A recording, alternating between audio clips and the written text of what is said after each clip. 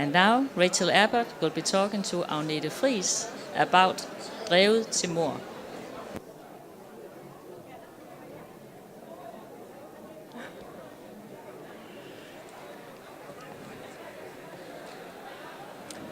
Yes. Hello? Is it? Yeah. I'm thinking a little more. Yes. Okay. Hello and welcome. Today we're going to be talking to Rachel Abbott. Rachel is a best-selling author from Britain. Partly Italy, but not so much more, I hear. Yes. Yes. Oh, Very mine's loud. very loud. Yes. Yeah. I can't hear you very well. You can't hear me? Okay, I'm sorry. Okay, now. Does it work? Can you hear me? And is mine still too loud? Okay, good. So, as I just said, Rachel is a best-selling author. Millions and millions of copies sold, I understand. And you have so far written a total of 9 books, is that right? Yes, that's correct. Okay. And from which 3 are translated into Danish. And we're going to be talking about the latest one. It's called Drevet til mord, or in English, and so it begins. So a little bit about the book, and I'm not going to spoil too much, I hope. We have a young female police sergeant being called out to an event in a house where she finds 2 people lying in a bed with bloodied sheets, maybe or maybe not alive. So this is how it starts. And for the rest of the book, actually, it's very interestingly plotted because half of the book is describing the events leading up to this dramatic night. And then you have at the end of the book a legal drama where you sort of get the last twists in the plot finished off. So first let me ask you, the characters in your book, I was particularly interested in Evie, who is a young woman. She's got a young child and has moved in with her boyfriend, who is a very, very talented photographer. And Evie from the start is a bit of a mystery and actually remains a mystery throughout the book. What kind of thoughts did you put into developing this character? Evie is a really interesting character because there's a lot going on in her head, a lot that's happened to her in the past, which doesn't actually all get revealed until much later in the book. All we know about Evie is that something in her life is not right. We don't know what it is. She doesn't. She's not an unreliable narrator. She doesn't say things that aren't true. She doesn't think things that aren't true. But it's written in such a way that it's not entirely clear what her thoughts represent. And so writing Evie was a real challenge, but I loved it because she's a very complex character. She has lots of real strengths, and then she has one very, very significant weakness. And it's kind of the weakness that drives her. And so writing that was fascinating, really. Yeah, because as a reader, when I was reading Evie, I had the sense all the time that you said she was not lying, but you were not getting the whole story. And it's really a very nice plot twist you have at the end. So I really enjoyed that, and I particularly enjoyed Evie. You also have a couple of police investigators here, and are we going to see more of them? Is this the beginning of a series, or what is yes, it is. It is the beginning of a series. But the thing about my police characters in any of my books is that they're not really the main focus of the story.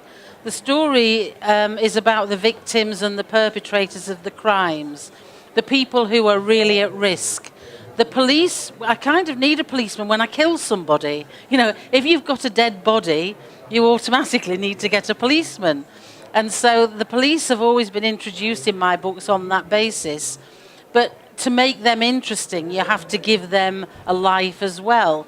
And so these policemen were given a life and a background and a history, and so people have become quite interested in them, and they will therefore come back. I've already written the next one. So there's another book with Stephanie King and Angus Brodie. Both of them are in the next book as well. But again, they are not what the book is about. They are there because of what happens in the story. Yes. And that's exactly it, because you say the first part of the books, you really don't hear a whole lot about your police investigators because they're not into the story yet. So, but the second part, and this is very interesting to me because I've never seen sort of that specific mix, but it turns into a legal drama, really, where you also follow the lawyer, the defense lawyer, of the person being accused of murder. It's really difficult, because when you first start to read the book, you actually don't know who's dead, and you don't know who's actually committed the murder. And so, talking about the book now between us, we're not actually we can't say he or she because that would give the game away. So it's a really difficult one to talk about. It's a very complicated interview you're watching now. we really had to put a lot of thought into this. Yeah. So. But the legal drama part I'm interested in, because you told me you didn't really, you haven't really written legal drama before. No, I haven't. But it became necessary for this book to work. There has to be a court scene, and it became quite an extensive court scene because more stuff had to be revealed. But I wanted to make sure that there was a lot of tension. So in order to research this, I actually went to the Old Bailey in London, which is the biggest court in the UK, and it was so boring. I was there to watch a murder trial, and it was really boring. The way that the barristers talked, they talked like this, and it was just dull. And so I thought, well, I can't do that. I've got to do something with the characters. And so I came up with a number of characters for the court. And I used a barrister, a criminal barrister in England, to check that everything I said was as close to accurate as it could be without going into the this is really dull bit. And so I really enjoyed writing that, because I've got this defence, there's a defence barrister, a woman, and she is fierce. She's a really fierce character. And then there is the barrister who stands up in court, which is a man, and he comes across as avuncular, so like everybody's favourite uncle, and he talks really nicely, and then suddenly he hits home with a killer comment, a killer question that basically gets everybody. I wanted lots of gasps. I wanted things to be revealed in the court scene, because of the subtle way he did this, and then suddenly asked a question which just blows everything apart. And so, having never written a court scene before, I really ended up enjoying it.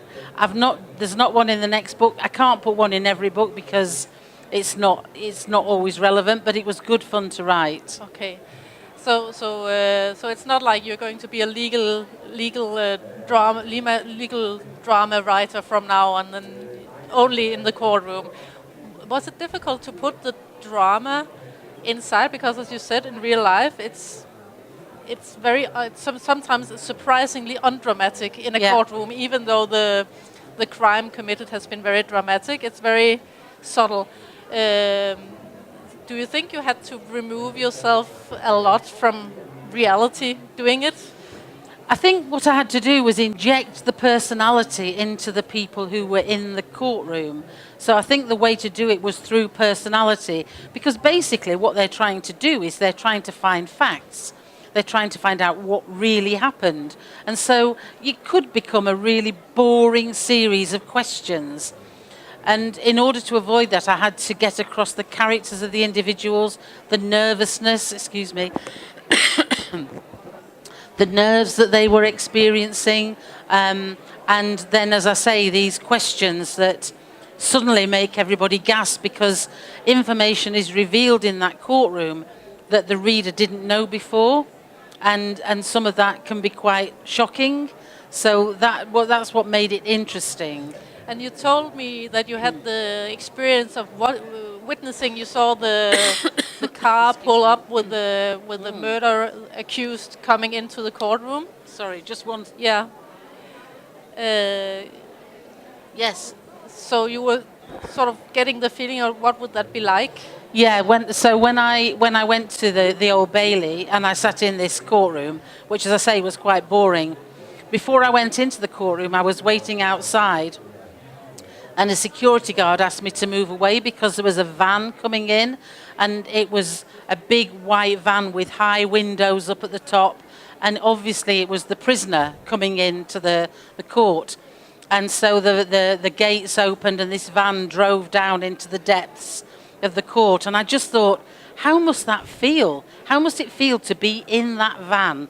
Particularly if you're innocent and you're in that van and you're being driven down into the underbelly of the courtroom. And it made me shiver. I just thought it must be a horrible sensation. Yeah.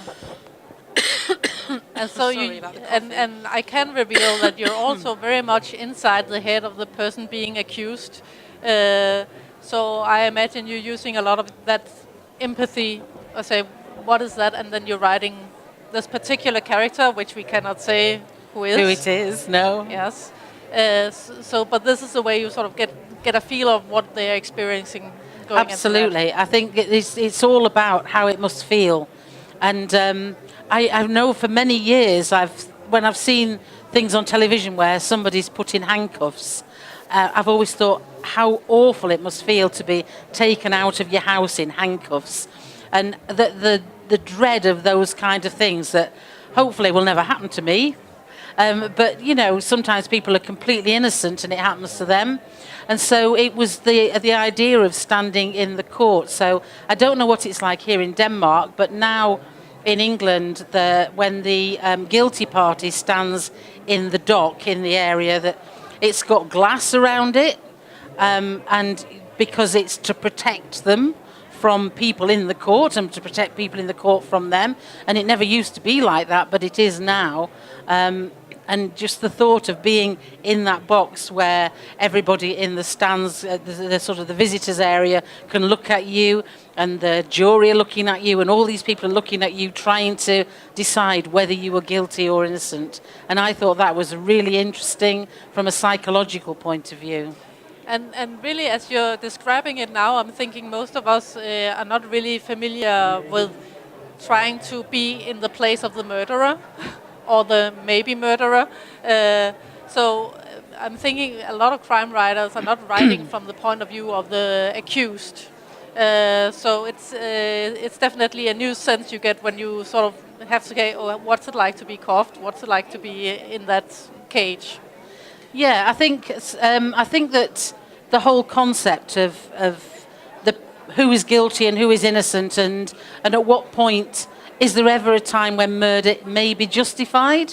It's those kind of questions, and I really like the thought of readers reading the book and wondering about, was this murder actually justified? Is murder ever justified?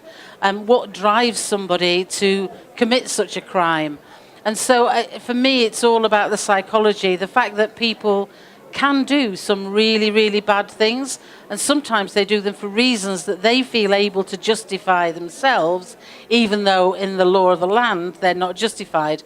So I want readers to think, would I have done that? Would I have done something different? How would I have handled the situation? How would I feel if I was in that courtroom? And it's interesting you're saying now it's not justified in the lands of the law, because as we were talking about earlier, you have a very strong motive of revenge in the book. And I was curious, to hear, why do you think revenge is such a fascinating drive, even to us in well-organized countries where we sort of think we have the law and order, and that people will get their punishment in the end, and that's fine? Why do you think private justice is still so much so fascinating to people and so interesting? I think that people are always fascinated by how other people have handled disasters in their life. So I don't think that many people that I personally know would harbour revenge to the point that they would actually want to kill. You know, I don't think I know anybody that feels like that. I'd like to hope not. But I think things like this do build up in people. And I think that as a reader, it's always fascinating to try to understand that mindset. What makes revenge? Why do people feel that they have to actually get retribution, if you like? Why do they feel that they need to do something because nobody else is going to take that pain away? And I think one of the things that I found really interesting in writing this book is that my character, the character who commits the crime, feels that by doing this, all of that pent-up anger and that they've been feeling for all this time will actually go away, that this act of revenge will expunge, if you like, all of those feelings. But in fact, it doesn't happen. So they feel that this will happen, that having done this, having committed this act, that they will then suddenly, everything will be okay, and that's it, I've done it now, that's all okay. And it doesn't happen. That all those feelings are still there, they're all still raging, and it doesn't actually get rid of them. So I thought that was quite an interesting concept. Yeah, and also you might say on that note that you can never really see justice done when you are doing it yourself. Is that what you're saying? I'm saying that you might think that you've got justice, you might think that that's the right thing to do, but all those things, if you've been feeling all this pent-up anger and this revenge and you've blamed it, you've hinged it all on this one person, if you then get rid of that person, will all those feelings go away? And I'm not sure that they do. No, but it's as I say, it's a very, very well-plotted book, and I really enjoyed reading it. Thank you. And I can only recommend it to everybody here. And just curious, how many books in this particular series are you planning? Are you planning far ahead or just one book at a time?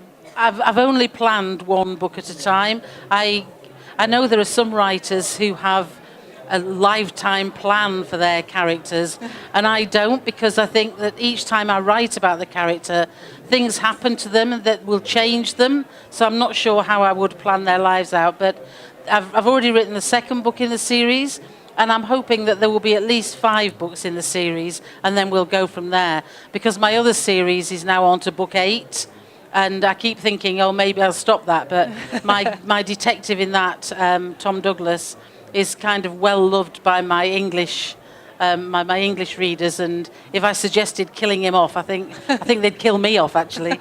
So. Dangerous job being a crime writer, really. Okay, so I'm getting the sign from here. So I just want to thank you very much. It was a thank you for listening. Enjoyable talking thank to you. Thank you very much. And will you be signing books afterwards? Yes. At the Bog ID? Yes. I'm sure you would have told as well. Thank you. Yes.